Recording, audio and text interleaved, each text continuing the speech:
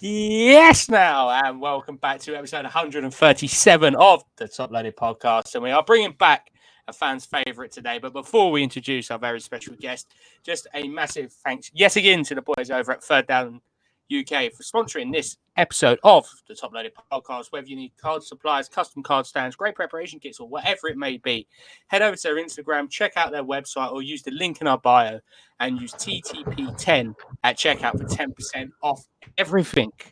And welcoming back our very special guest, back by popular demand, a week and a half before London. Yes, it's only a week and a half before London card show, but most important, Mr. El Toro Cards, Mr. Jason, how are you doing, my friend? I am doing very well. Thank you to the one person who wanted me back on.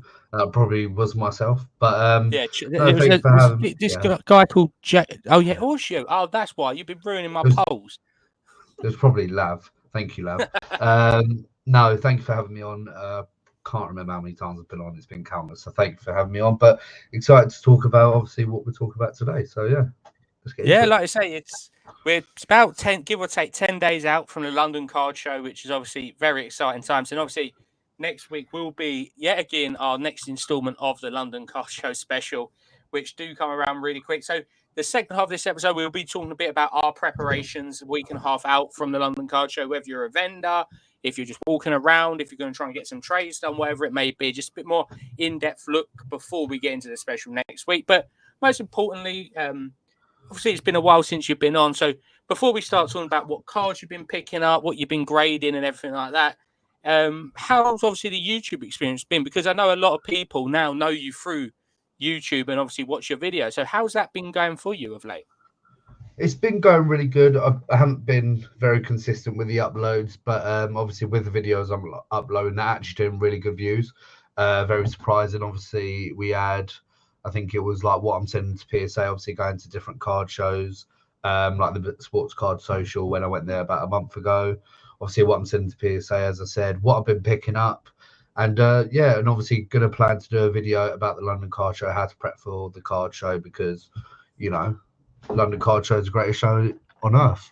You've heard it here first. But it's been really good. Been climbing up in subscribers. But yeah, very excited. Obviously, what's going to happen with the YouTube channel. Got some stuff coming up. Potentially giveaway if we hit 500 subscribers. So you're going to see my subscriber count go up. But no, very excited. Obviously, what's going to happen, and excited to do the London Card Show videos because, you know, that's what gets views. Oh, there, I've said it. But it's like, obviously, me and a lot of people who watch and listen along to this do follow your channel very closely. And I think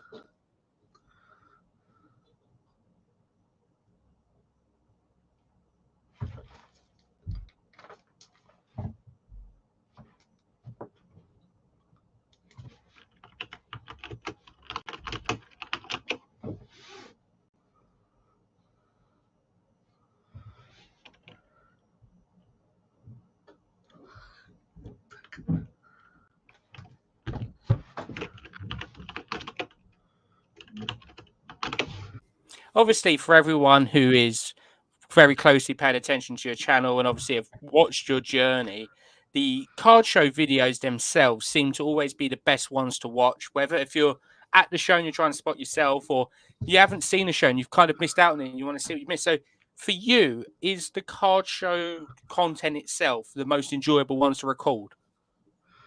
Yes and no. No, because I want to just like look at cards, buy cards, and obviously I've got to record as well. And I always forget. I remember talking to you a few days ago saying I need to make a checklist, put on my notes, okay, record this, because going into card shows, especially London, you're just going to forget about recording, and you're just going to look at cards, and it's already 4 p.m. You're like, oh, didn't record anything. And for me, London Card Show and other card shows are always the best videos to record.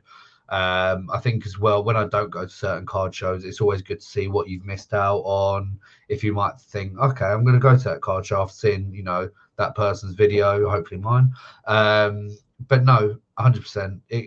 As bad as it sounds, it is the most viewed stuff on my channel. If you go on my channel and you actually look at the top, say 5 things on my channel, it is London Card Show. I think maybe one PSA reveal, but it's all London Card Show or Sports Card Social. I think that's on like, my first one was on like nearly 1,000 views. Like for me, that is massive. I don't really get that sort of numbers, but Dan does, obviously, Sports Cards UK. But no, I do really like recording it. I think it's weird when I was at a card show recently, which I think we'll be talking about. A lot of people, not a lot, but a few people say, "Oh, like to watch your YouTube," and I'm guessing it's obviously the same for you with a podcast. If someone says that, it makes you think, "That's it. I want to push more on the YouTube content, or obviously podcast stuff, or it makes you realize." People actually do want to watch me. It's weird. I always say to people like, "Why do you watch me? Like, I'm not that interesting."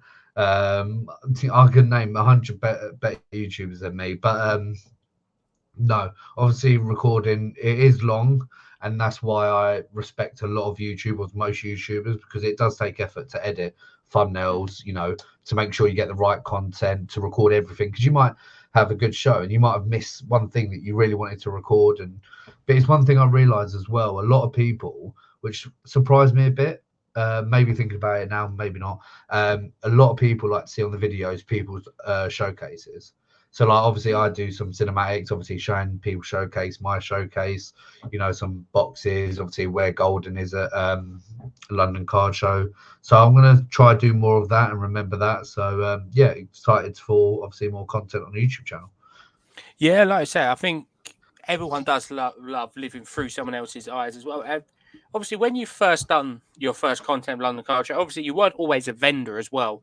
Obviously, you've now moved into the vending perspective. So, how has the content had to change slightly? Because obviously, when you're walking around, it's quite a lot of showing the showcases off and just doing deals. But now that you're a vendor, obviously we see it quite a bit with whether it's Dan, obviously if he's great content, or even if you look at the American guys like Ryan Card Collector 2, where they kind of just set up their camera and just obviously they don't show the whole day because no one's going to watch the whole day. But have you ever Oh thought about no, doing that as well, where you kind of just leave it on a tripod and just capture random things as it happens, just like bit candid during the day? I would love to, but I think you and LGL Lewis know why I can't, because this happened at the card show recently. My phone just died. Don't get me wrong, my phone is cracked. It's got stuff in the middle of it. Like it is not. It shouldn't be working, but my phone turns off and it's like doesn't want to turn on again. It's gone to sleep. So I would love to do that. Obviously, I do watch some Pokemon YouTubers when they do go to London Card Show, because obviously I want to see their perspective of the card show as well. Mm. And I know someone called Vivian, he actually has a tripod, sits there all day, every day for the card show. And it's actually really good. And obviously it is probably a pain to edit. Like I wouldn't want to be editing that, doing like what, 8 hours or something like that of editing. But I would love to do that. I was actually in, I don't know if I could say the Curry's PC World. I don't know if, Yeah. obviously we're not affiliated, but I No, was if they there. want to sponsor the podcast, they're more than Mate, welcome. sponsor my YouTube channel. I would love it. No, honestly, I went into there and I was looking at actually the tripods and the cameras. Bit pricey for me, but I like the other side to it. Obviously, you can pay monthly. So I was looking into that. Might get something like that actually for the card show.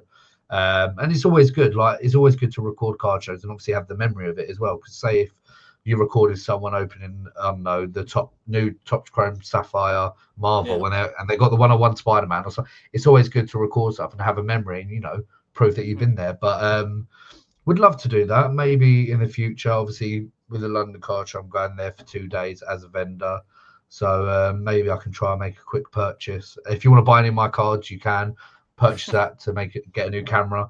But yeah, no, would love to do that, and I think it's a great idea. And obviously, people obviously need to think of different ideas for YouTube videos, and I think when people started doing that, like POV of me at a card show or stuff like that, is really, really, really good. Yeah, I was just to say, just touching on that, and I know, obviously, he's a very big name within the UK scene. Obviously, Randolph was at the last London Card Show, and he had a few of the guys. I think Vivian's done it as well, and a few of the other ones where it's like a brace, and then it clips onto the front. And I Yes. thought that was quite an interesting one from watching it perspective as well, because you're kind of experiencing in the first-hand view of actually looking through the card. And I thought the thing what most struck out to me was that one of when he was flicking through cards, you can actually really see the cards because the camera's right there. So obviously that's quite a different viewing experience and probably more suited towards not really the vendor, but walking around showing things off. But have you ever kind of thought of that one as well? Well, that could be probably a cheaper or better one for actually being a vendor as well. Like you've got you actually talk to the vendor. If obviously Lav did it, it'll probably you can only see their feet, obviously how tall he is or short he is. I mean, no, but I think that'll be good. Obviously, I've seen a couple Pokemon YouTubers actually do that. Might look into it, but I'll probably need a triple XL for me to fit a camera around me. But no, I actually might do that. I might actually go on Amazon after and see how that plans out. Because obviously I've tried to upgrade my microphone with shows. That's a bit dodgy at the moment because of my phone with a USB port. Obviously upgraded my cameras, well, my camera for YouTube and stuff. So maybe it's time to upgrade a camera for actual vlogging because I've always, well, Dan obviously Sports Cards UK, he's always said, if you think about it, you've got a camera on your phone, and normally it's better than the actual camera you could buy for about £1,000. So I might actually look into that body one. Don't know where, probably Amazon, but yeah, that might be actually a good idea for the next show or the future. Yeah. Well, obviously, before we're going to move on to other talking points after this next one, but obviously, we're just talking about obviously upcoming London Card Show that you'll be recording. Any other content in the pipeline for you? I know I personally love watching like the reveals and the mail days, which are always great fun. They're always easy to watch. So obviously, I know off air that there's a lot of other cards coming very soon. But is Oh it mainly God. just like mail days and like grading ones? Any other ideas down the line, or is it just stuff working in the background? It's like I always said, I think I said to you and a lot of other people as well, I don't want my channel just to be three things and that's it. It's the same old thing. You know, for me personally, if I was a watcher, don't get me wrong, any card content is good. I'll watch anything card content. But for it to be the same, it's a bit annoying. So obviously doing PSA reveals, I don't think. Oh well, I sent off. I know it might be a bit dodgy, but one of my mates in America, I've never met him, but I've been speaking to him for like probably since I started the hobby. Sent over, I think, over 100 cards to grade with him slowly. So going to be doing that. Actually got PSA reveal coming soon. It's a bit of obviously football, soccer, vintage, what I collect, and a bit of League of Legends. I know a lot of people can say, "Oh, no, no, no," but it's something that I like, something I want to collect. Obviously, you got mail day videos, but I feel really bad that I don't open it like the actual package on camera. When I get a package, I'm like, you know, a kid on Christmas, open, open, open. Like, so I obviously want to do that. There is a new, maybe I'm giving a video idea to everyone. I think people know anyway. There is a darts set coming out. Obviously, you and GBW spoke about that. Might do like a little video about that. I think it's easy as well to do like an open of a box. So say for example, the new dart set comes out, I can open a box. But I think one thing I've never bought a box. I've only bought a blaster. I've never bought a box because I just think it's a lot of money that you could get a return of like 20 quid when in the box, you know, is 250 quid. But there's a lot of stuff, obviously, ideas that you could do. Obviously, going to London card show, going to other card shows. I think I'm going to do a video how to prep for the card show, especially London, as it's, you know, it's a daunting thing. Like I've always told people, if you're first time going on a Saturday, you will go there at, say, I think it opens at 10 a.m. You go there, you blink and it's 4. Like it goes so quick. I've told a few people at, I think the Brighton Card Show I've just been to, they said, "Oh, we're going to the London Card Show for the first time in a few days." And I said, you will love it, but it will go so quick. And I think you need to experience 2 days for it. And I think recently I've been doing 2 days for the past 3 card shows, London card shows. I used to do one. I think it used to be the Saturday, or sometimes I do the Sunday. But I think, you know, it's only every 3 months, like 3 times. You might as well go to every one.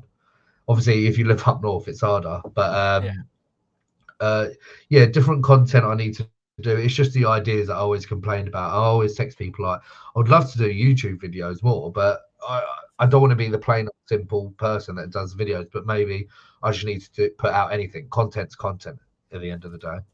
Yeah.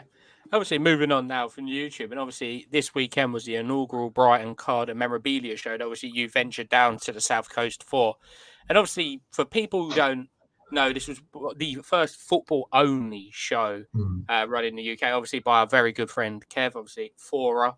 And first shows, I think people always try and compare shows together, and it's very hard to compare. Like I said, I wasn't there personally, so I'm going to ask you a question set, but obviously it was a very different venue, it was set in a church, so you had to be on good behaviour to begin with.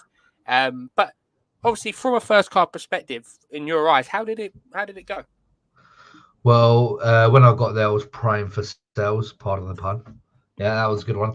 I've said that about 10 times already, but it was really good. You had some weird stuff there. So, for example, we had an opera singer, which you probably saw. Everyone saw on Instagram. Sung the Italian Night anthem. Um, there's some Dorma, which I nearly shed a tear to my eye because I love that song. But no, it was really good. For you got to think about it. It's their first show ever.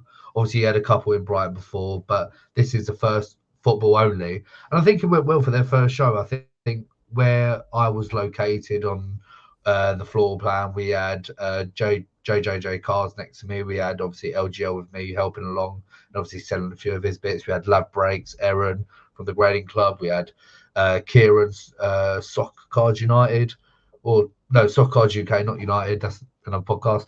And obviously Dan. So the vibe was amazing. Like the vibe's really good. Um, enjoyed it a lot. Made a few sales, obviously not the best compared to other shows, but as I said, it's their first show. You can't compare London car show sales to obviously Brighton car show sales.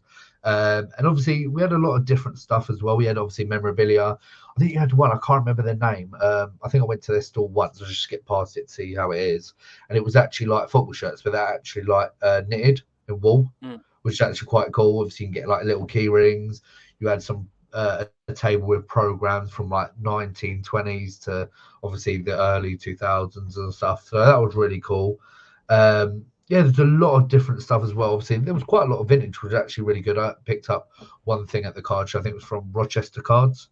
It was a Bobby Moore Tifu from I think 1967. I believe there's two variations. There's one I've got in a PSA 4, which is pop one and higher. So I saw that £5. You can't go wrong with that. Essentially, Mm. Bobby Moore. But yeah, I didn't really pick up much at the show. That was my only purchase because I think I was stuck at the table most times. Involving the YouTube channel, actually, I had a few people actually say, "Oh, I watch your videos," and that sounds really nice. And I meant just to shout out to some cards. I think his name is. He came to our table, bought a card off of me, so that's why I'm gonna shout him out. But he did show us his Thierry PC, and oh my god, just one on ones. And I was like, "Oh, is that one on one?" He said, "Yeah," and he just put about 10 of them. But I think there was one. It was a Thierry Eminence, but I think it was an auto, but you couldn't see the auto for some reason because of the pen they used. I thought that was a bit like stupid, but Yeah. no, it was a really, really good show. Obviously, props to Kevin Graham, obviously, with the show, and especially Trade Night. Trade Night was very good. Obviously, Tates came down with a case of Chronicles, which I did not enter because obviously I'm only doing vintage. If anyone's got like a, what is it, 1932 Koenig, they can rip it. I'll be in it, but that'll probably go for like probably £1 million or something. But yeah, trade night was good. Obviously, you got free tokens for drinks. I had a bit of beer, I had a bit of cider. That was nice. And yeah, just spoke to everyone. It was good vibes. Dan's opened Oasis box, which came out, which was really nice. I think Graham as well opened it, and I think he got like was it like a camera shot one that's like basically a one of one because it's only one of them. That was really, really cool. But yeah, it was good vibes. Everyone got together and everyone had fun. That's what it's all about. Like at the end of the day, we all collect cards. We all, having fun. And especially, I'm sorry to Ronnie. It was good to see Arsenal lose. I'm sorry. Oh, hold Yeah. on a second. I invite you on this podcast, and you say that. Well, let's not talk about West Ham then, shall we? Oh, honestly, I was watching that the show actually, and yeah, 1-0, perfect. And then we're obviously on the back foot, even though, well, literally Tottenham was pressing us. And I was like, okay, it's going to be 1-1. 1-1. I think I went to get a drink on that. And literally it was 4-1. I'm like, what is happening? But no, but I got a bit more happier when Pavarotti came on stage and done a bit of Nessum Dorma. Yeah, like I say, it's obviously sounded fantastic, and no doubt we presume that there'd be another instalment of that show, and no doubt a lot of people will head down to it. But obviously now we're going to turn our attention to the London Card Show, which is upcoming. We obviously can't wait for it. It's going to be obviously great fun yet again down at Sandown. If you are thinking about coming along and you don't have a ticket, do head over to their website very quickly because the Yeah, tickets are flying out. I think pretty much all the Saturdays done now. I think near yeah, enough all the VIPs done as well. So it's just the Sunday tickets. Obviously, some might come available. do always pay close attention to their social media. But we want to just talk about from our perspective, obviously from you as a vendor slash walking around, and for me walking around as well slash vendor. Like 10 days out, obviously you should start thinking. If you haven't started thinking about it, you should start thinking about it quite soon. Your plans, and I think obviously from our perspective, it's quite a different thing when you do these London card shows, even if you're walking around, because it's obviously you've got trade night the Saturday if you are there the Saturday. Sunday is obviously a great fun day, but Saturday is obviously manic. So before we go into the actual details of how we're preparing for it, obviously for you, it's brilliant because you're a vendor for both days. Obviously, you've got trade night, you've got your YouTube as well to film that. It's like the big thing for you every 3 months is the London Card Show. So how much are you looking forward to getting back down to Asher and obviously Sandown as well? If you think about it, it's like the World Cup. You wait, and when it happens, you're happy, you're watching it, you're there. No, very, very excited. Obviously, as you said, doing a vendor for 2 days. It is, well, to be honest, I think, I think Sunday when the London Card Show actually ended, I was looking up days. I was, trying to get tickets already, even though they weren't out. That's how excited I was. But I think London Card Show as well, it's not all about buying and selling stuff. It's like, I think they announced again because they had it last year, the arcade area. You had your Pac-Man machines. I actually wanted to do that because there's a fact. My mum, she is Pac-Man champion from her town, and Ronnie actually saw her score. And I'm going to try and beat it. I was like, I think 70,000. So we're going to try and beat it at the London Card Show. But my table's going to be flogged anyway. With all the good cards I'm going to have. But no, London Car Show on the Saturday, as I said, it's like it flashes before your eyes. Obviously, what Harry and the team does every time they do it is exceptional. It's like, I think I say it to every like podcast I'm on, this one. Literally, you think, how is this going to get better? And it does it. Like last show, I think I only vended on the Sunday, but I went there the Saturday to walk around. I think I'd done £1,000 in sales, and to say that, I was shocked. I was shocked at me thinking like, oh, because it's school holidays, maybe all the kids are coming out and buying stuff. But November's near Christmas, so maybe they could buy some, a card from El Toro's table for Christmas. That'd be quite good. But no, I think as well last time where we was based, it was very, very good. We were surprisingly, we were near the toilets, and actually that was probably the busiest like it was there. We had, I think, London Sports Cards, obviously Patrick. We had JJJ Cards. We had Dan near us. So it was basically YouTube Central. Behind us, we had Lab Breaks. We had Dub Breaks, obviously Charlie and Jack. So, mate, it's vibes. It is just so good. And obviously excited for one. I believe, as you said, it's in 10 days, 11 days. Yeah. But I need to, obviously, as you said, prep the card show. Literally, knowing me, I'll probably do it the Friday just before. I'll start pricing up my cards on my notes and then never write them out. And then when someone's like, how much for that? I'm like, oh, I don't know. Let me find my notes. And then my phone dies again and it doesn't turn on for about an hour. But yeah, need to do a lot of prep. Obviously, if you are vending, you're probably going to prep probably a week before. If you've obviously got big stock, I'm guessing like, football cards direct, obviously Trade Wii and, other tables like Dub Breaks. They've got a lot of stock. They need to prepare probably a week in hand. Me, a couple hours because I'm a bit bad.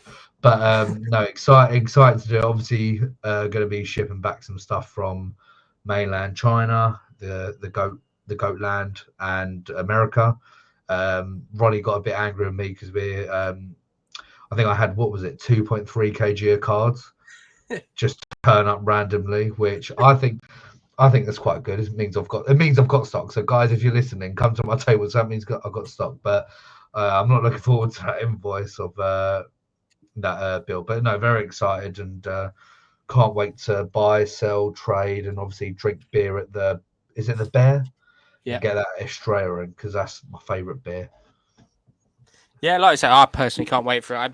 I should be down for the Sunday, if not trade night and the Sunday, which would be fantastic. And obviously, talking about preparation now, if we start from a vendor's perspective, it's quite, like you say, it's quite an intriguing one because obviously you plan quite far in advance of different stock to take to your table, pricing, and I think that's one thing as well that people who might be new to the card world, if not card shows, pricing is always just a rough guide. And that's how I always like to see it. It's a rough ballpark.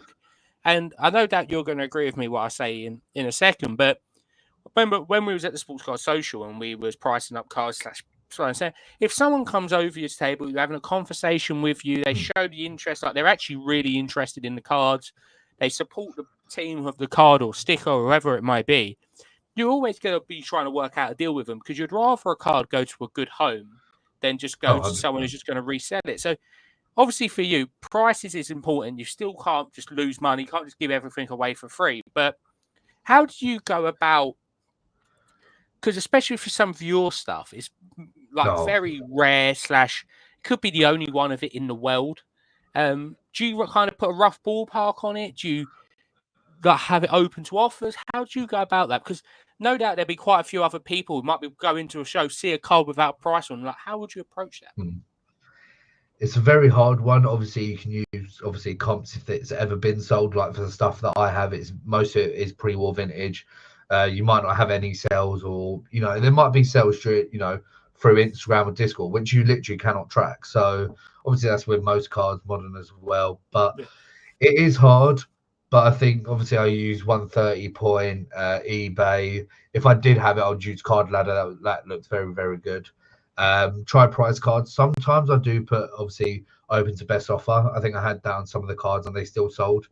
Obviously there's a lot of cards I have sold that I do regret, but you put them on the table, you got to expect them to be sold. So obviously, yeah, do prices. Make sure that the case you get is clean. Make sure and I think as well, you got to be honest with people. Like if they buy the card, is it clean? Let them take it out. Don't be scared for them, because if they want to look at the card, say it's £100 card, they're looking to grade it. You say they pick out the card and they say, "Oh, can I look at it?" And you're like, "I don't really want you to take it out. What is the point?" To be honest, I don't think I've ever heard someone say no for taking out a card, but it's always possible. But yeah, obviously pricing your cards, make sure you got enough stock.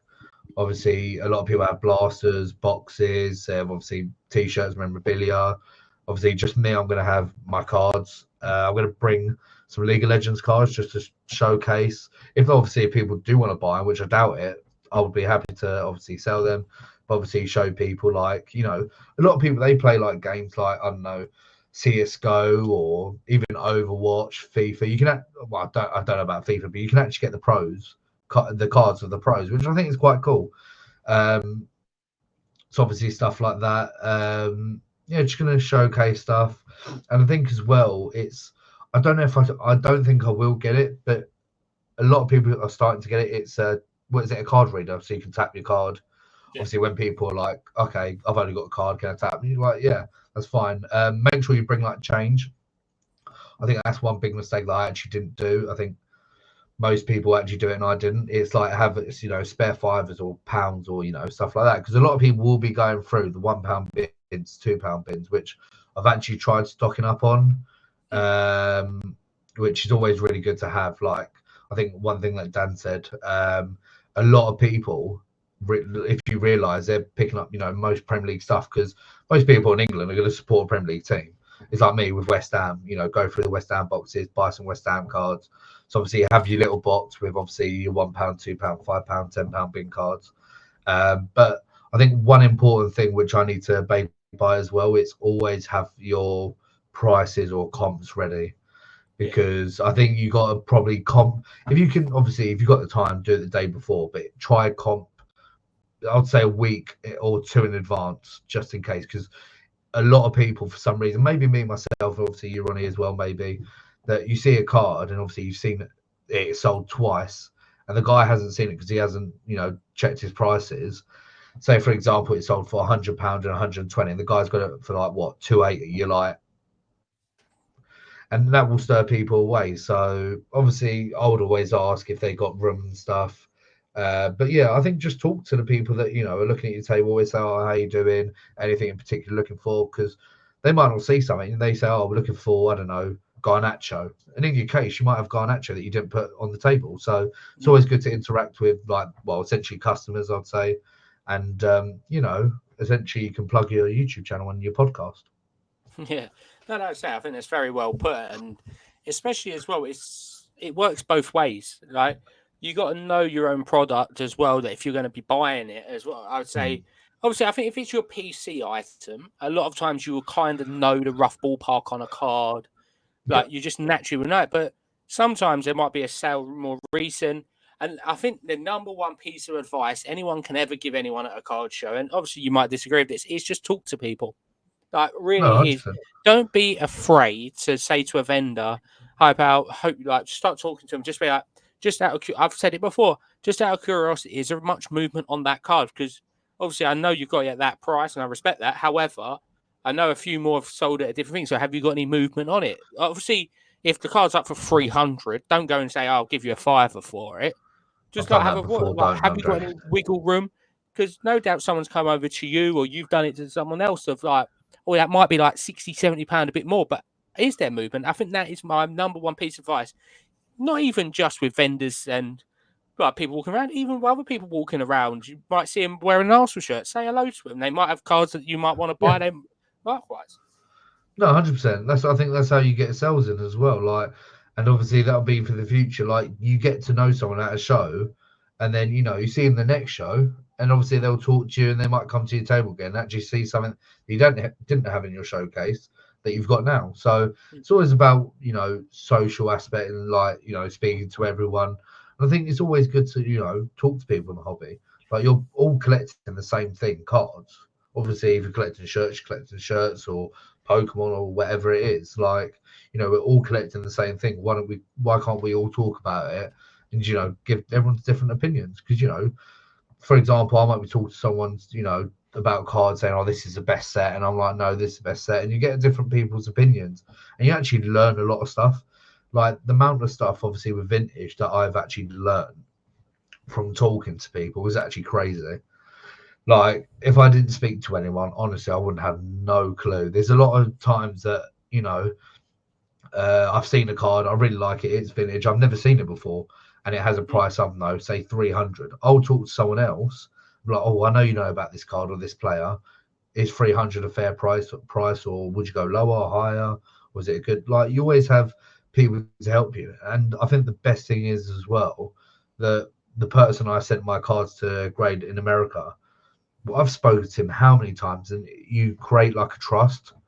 Mm. Obviously, I've sent my cards. Obviously, I do trust him. Obviously, with my cards. So you gain trust, you gain friendships. There's obviously me and you. As I don't know if people know, me and Ronnie went to the same school. Obviously, different years, but we created a friendship when we saw each other at London Card Show, and oh, you went to this school. Oh, okay, we know each other and that. So no, it's always good, and especially at London Card Show when you've got over 2,000 people in one venue, you might as well talk to someone because you're going to get pretty lonely. Yeah, no, I can't agree with you more. It's all about the social aspect of it, and that's going to be our last talking point about the London Car Show. So don't talk too much about London Car Show before the special next week. But the social aspect of these shows are incredible because you do speak to most people like a lot of people in the hobby near enough daily, if not every couple of days. And obviously, most of the time, you only see each other at card shows. So whether it's every 3 months at London, someone might miss one, you might not see someone for half a year Yeah. or how it may be. So obviously, everyone's there at the end of the day for the cards, for whatever it may be. But the social aspect of it is by far and clear the one for me. I'm going to see a few of my mates this weekend. Fantastic. Have a couple of drinks, bit of food. Obviously, just talk all day. Yeah. Would you have that at the top for you as well? That the actual best thing about these shows is that social interaction factor, and without that social interaction factor, especially with like a lot of mates or people through the hobby, it wouldn't be the same. Oh no, 100%. You can literally. I can sell a card right now, put it on eBay, or I can sell out a card show or sell through Instagram and that. But talking to people, obviously you can text them, but it's not the same as actually talk to people in real life or at a pub, at a show. You can always sell online and stuff, but you can't always get together. You get together every 3 months if you're doing a London Card Show. So it's very very good. Obviously, I'm going to be a bit antisocial next London Card Show for a little bit because obviously I'm a massive League of Legends fan, as you know, and the World Final is happening. So I'm going to have my little laptop next to me watching the final. So I might be a bit antisocial, but always come talk to me. Like, if you need advice or if you obviously want to talk about, YouTube or a player that you're collecting, 100%. And I think I always look forward to obviously seeing you, LGL, obviously Lav, Dan, Jack, John.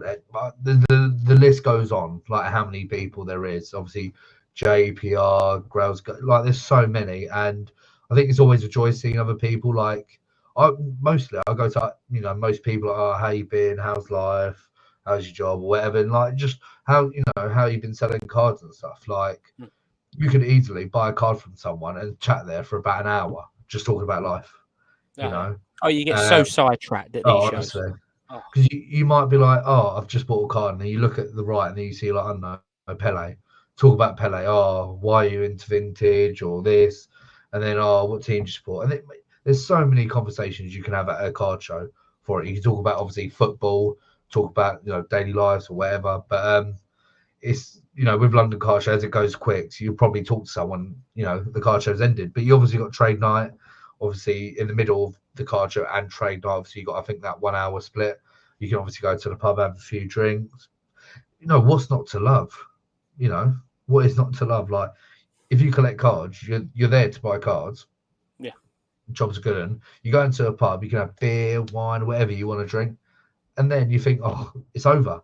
Then you go to trade night. It's even better. What's not to love? No, like you say, it is a fantastic day out. And anyone who's thinking about going along, we do heavily recommend you coming down to Sandown, whether it's a Saturday, Sunday, maybe just trading up, whatever it may be. It's definitely worth the occasion, the trip down. Even if it's just to come and speak to people, maybe even pick one card up, pick nothing up. Yeah, it's going to be a great time. And obviously, you are vending at both days. So how much obviously that's the last question for me on today's episode. Is how much you're looking forward to back vendoring again and vendoring both days, which is that a first? It is. It is. Oh. I'm very scared because obviously we just spoke about obviously having the stock and that. I'm scared I won't have enough stock. Obviously, it is a good thing if on Saturday I turn up and I've sold everything and have nothing for Sunday. It's good, but it's bad. I'll say to Harry, oh yeah, like how's it been? I'm like, yeah. Sunday, are you ready? I'm like, no, mate, I've got no cards. I've just literally got the showcase. I've got the table. Might as well lie on it. That's that. But no, excited. Obviously, hoping to sell. Obviously, maybe buying potentially. Don't think the missus will be happy with that. But yeah, no, excited. And obviously, I believe this is the last question. Sub to El Toro YouTube channel as well. Just want to put that in. Yeah, excited. No, like I say, obviously, if you obviously follow us along on Instagram, just check out the post. Obviously, your tag down below. Give old El Toro a follow, and then obviously link is in his bio to his YouTube channel. Go and check that out as well. But like I say, we can't wait to spend the London Card Show. Obviously, spend time with you there. But also, good luck on YouTube Adventure. We can't wait to see the updates of by the time you next come on, of how many more subscribers you've got, how many more videos have come out, but also how many more shows you've been to. Yeah, just want to say one thing as well. Loved Brighton, but as you can tell, I am sick. So thank you, Kev or Graham, whoever. I am ill. I've got a runny nose. I've got a bad cough.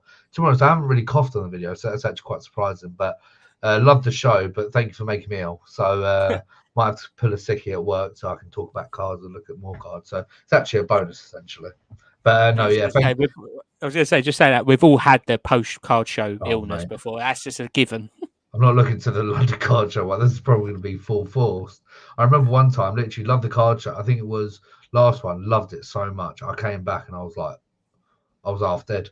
But it was amazing. And yeah, thank you for having me on as always. And as I said, I think I said it to Ronnie just before we recorded. I love watching obviously the podcast stuff, but I can't listen to one that I'm actually on. So I'm sorry, you're going to get one less viewer now, because I can't listen to it. I can't listen to my voice. I can do it during videos editing because it's not that long. But yeah, thank you for having me on. No, it's always a pleasure to have you. And obviously, a massive thank you again to the guys over at Third Down UK for powering this episode of Top Loaded Podcast. Whether you need custom card stands, great preparation kits, whatever it may be within the hobby, do check out their website. Link in our bio, or use the code TTP10 at checkout for 10% off absolutely everything on their website. And obviously next week will be the London Card Show special before the big weekend in Sandown. So do join next week for a very special guest returning for the London Card Show. But most importantly, I hope everyone out there is doing well, staying safe, buying, trading, selling, and all that good jazz. But most importantly, happy hobbying, and good night.